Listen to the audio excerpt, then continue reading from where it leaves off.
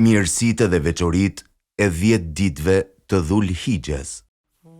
Falenderimet I takojnë atij, që pas muajit madhërisëm të Ramazanit dhe agjerimit të 6 ditëve të Shevalit, ka bërë Dhul Hijjen muajin e haxhit, por jo vetëm.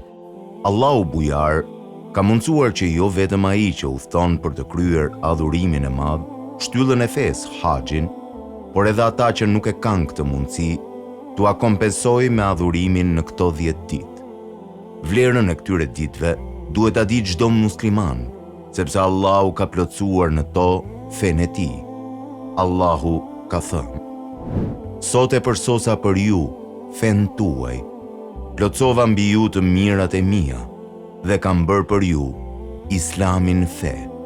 Surja Maide 3. Ky ajet ka zbritur në ditën e Arafatit. Një hebre erdhi tek Umeri radiallahu anhu dhe I tha: "Juve u ka zbritur një ajet në librin tuaj, që sikur t'na kishte zbritur neve hebrejve, do ta festonim atë." Umeri radiallahu anhu I tha: "Cili ajet?" Ai I tha: "Sot e përsosa për ju fen tuaj." Umeri radiallahu anhu tha: "Unë e di se kur ka zbritur dhe ku ka zbritur. Ai ka zbritur në mbrëmjen e ditës së Arafatit, ditën e Xuma tek profeti alayhi selam." Muslimani në këto ditë mund të bashkojë të gjitha shtyllat e fesë, mes haxhit, namazit, agjerimit dhe sadakas. Këto ditë janë plotësimi I premtimit të Zotit ndaj Musait alayhi selam. Ne I premtuam Musait 30 ditë dhe I plotësuam ato me 10 të tjera, duke u plotësuar kështu premtimi I Zotit të tij 40 ditë. Surja Araf 142. Allahu I madhëruar u afrohet të robërve të tij në ditën e madhe të Arafatit.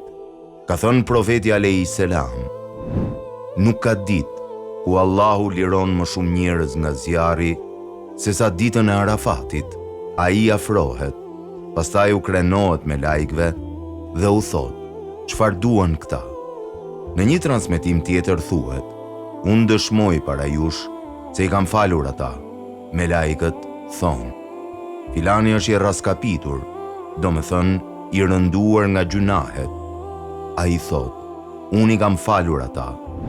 Hadithi është për haxhinjt që bëjnë lutje në Arafat, ditën e Arafatit, por edhe për çdo besimtar, jo haxhi, që kërkon shpërblimin e saj me agjerime dhe vepra të mira, sepse në të thuhet njerëz dhe jo haxhi. Allahu I madhëruar është betuar në këto 10 net, duke thënë: "Pasha agimin, pasha 10 netët." Surja Fejr 1-2. Komentuesit e fesë thonë se këto janë 10 ditët e Dhul Hijjes. Fakti që Allahu betohet në këto ditë tregon për vlerën e tyre tek Allahu. Gjithashtu në surën Haxh, Allahu I madhëruar I drejtohet Ibrahimit alayhi selam duke thënë: "Dhe thirr njerëzit për haxh që të vinë në këmbë dhe hipur mbi deve nga çdo gryke thellë, për të prezantuar në mirësie dhe për të përkujtuar Allahun në ditë të caktuara." Surja El Haxh 27-28. Ditët e caktuara janë 10 ditët e para të Dhul Hijjes, siç kanë thënë dhe shumë dietarë. Kanë rënë në kundërshtim dietarët se cili 10 ditësh është më I mirë, ai I fundit të Ramazanit apo 10 ditëshi I parë I Dhul Hijjes. Kanë thënë: netët e fundit të Ramazanit janë më të mira, sepse në to është një natë që është më e mirë se 1000 muaj, ndërsa ditët më të mira janë ditët e Dhul Hijjes, duke ju referuar hadithit: "Nuk ka ditë ku vepra e mirë të jetë më e dashur tek Allahu se sa këto ditë." Transmetohet se të parët tanë, kur hynte 10 ditëshi, përpiqeshin shumë për vepra të mira, gati të pamundura në këto ditë, me namaz nate e tjerë. Veprat e mira që pëlqehen në këto ditë.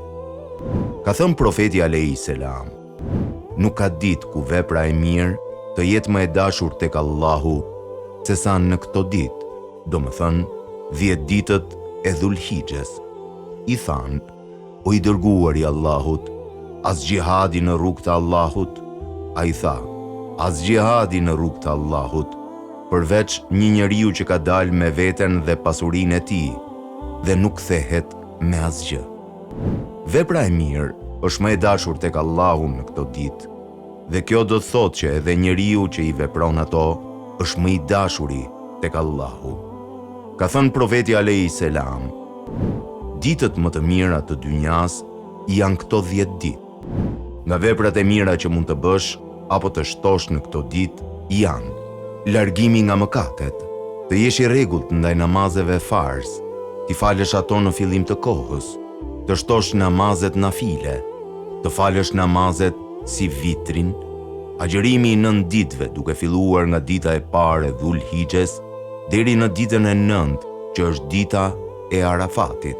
Profeti alayhi salatu wassalam agjeronte 9 ditët e Dhul Hijjes, ditën e Ashuras, 3 ditë në çdo muaj dhe të hënën e parë të çdo muaj dhe të enjtën.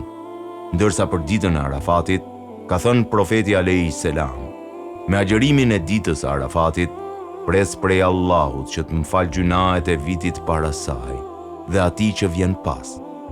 Madhërimi i Allahut, madje mund të themi se logoja e këtyre ditëve është madhërim me tekbir, tehlil e tjerë.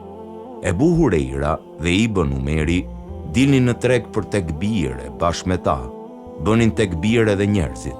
Nga frytet e tekbirit është se ai ngulit në zemër besimin, shton frikën edhe respektin ndaj Zotit. Allahu thotë që të madhëroni Allahun për udhëzimin. Qëllimi është për në këto ditë. Për fat keq, shumë njerëz e kanë lënë këtë sunet. Tekbiret bëhen në xhami pas namazit të sabahut të ditës së Arafatit deri në akshamin e ditës së 13 të Dhul Hijjes. Sadaka ose nxjerrja e zekatit. Ndihma e njerëzve futet tek ihsani dhe Allahu thotë: "A është shpërblimi i ihsanit të mirës përveç se ihsan me të mirë?" Surja Rahman 16. Dhikri dhe duaja. Dy nga adhurimet më të lehta, që me pak mund dhe me shumë shpërblim. Leximi i Kuranit, thot i madhëruari: "Ata që lexojnë librin e Allahut, falin namazin edhe japin nga ajo që ne i kemi furnizuar në fshehtësi dhe hapur, shpresojnë për një tregtie që nuk humbet." Surja Fatir 29. Çdo vepër tjetër e mirë, si sjellja e mirë me prindërit, me komshinjt, të ndihmosh një nevojtar e tjerë. Ka thënë profeti alayhi salatu wassalam: "Mos nënvlerëso asnjë punë të mirë, qoftë dhe ta takosh vëllain tënd me fytyrë të qeshur." Veprat e mira janë shkak për udhëzim.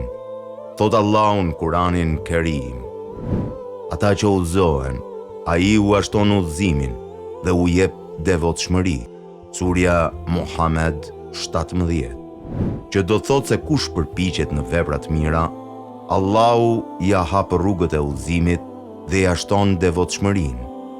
Ndodh që ai i cili nuk shkon në haxh, por i shfrytëzon këto 10 ditë, të arrijë të mira më shumë se ai që bën haxh, sepse është i përmalluar për të, por nuk i është dhënë mundësia.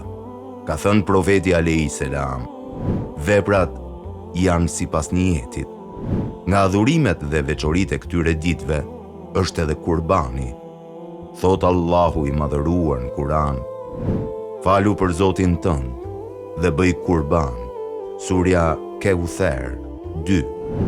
Thuaj: "Namazi im, kurbani im, jeta ime dhe vdekja ime janë për Allahun, Zotin e botëve. Ai nuk ka ortak, me këtë jam urdhëruar dhe unë jam i pari i muslimanëve." Surja An'am 162-163. Kjo është prej sunnetit profetit alayhi selam dhe prej fesë së Ibrahimit. Kjo na kujton historinë e Ibrahimit me Ismailin, kur i tha: "Kur u rrit, ai i tha: O birim, unë shoh në ëndër sikur të therr ty. Çfarë mendon ti?" Ai tha: "O baba im, bëj atë që urdhërohesh." do të më gjesh mua në dasht Allahu prej durimtarve, dhe e kompensuam atë me një kurban të madh. Surja Safat 102-107. Allahu e ka bërë këtë sunnet deri në ditën e Kiametit. Qëllimi prej kurbanit është bindja ndaj Allahut. Nuk do t'i arrijë Allahut mishi i tij e as gjaku i tij, por do t'i arrijë devotshmëria juaj. Surja Hajj 37. Disa dietar thonë se kurbani është shkak për falje mëkatesh, dhe se një nga urtësitë e kurbanit është se për çdo kënd që meriton ndëshkim nga nefsi mëkatar, që urdhëron për keq të pres kurban si kompensim për njeriu që meriton të ndëshkohet. Thot Allahu për Musain a.s. Kur i tha Musai popullit të tij: "O populli im, ju i bët padrejtësi vetes tuaj, duke marrë viçin për Zot. Pendohuni tek Zoti juaj dhe vritni veten tuaj. Kjo është më mirë për ju te krijuesi juaj." Dhe kështu ai u pranoi pendimin. Ai është pranues i pendimit dhe i mëshirshëm. Surja Bekare. Kurbani është për të gjithë njerëzit anë mban, në haxh apo jashtë. Është një nga sunnetet e forta. Madje shumë dietarë e konsiderojnë o wajib, detyrim për atë që ka mundësi. Në ditën e festës së Kurban Bajramit, është e pëlqyer të veshim rrobat më të mira, duke ndjekur kështu sunnetin e profetit a.s. Profeti a.s. në ditën e Kurban Bajramit agjeronte derisa kthehej nga namazi dhe e çelte me mishin e kurbanit, në kundërshtim me ditën e Fitr Bajramit, ku është e pëlqyer të çelet para se të shkosh në xhami. E lutim Zotin e gjithësisë të na falë dhe të na mëshirojë. Amin.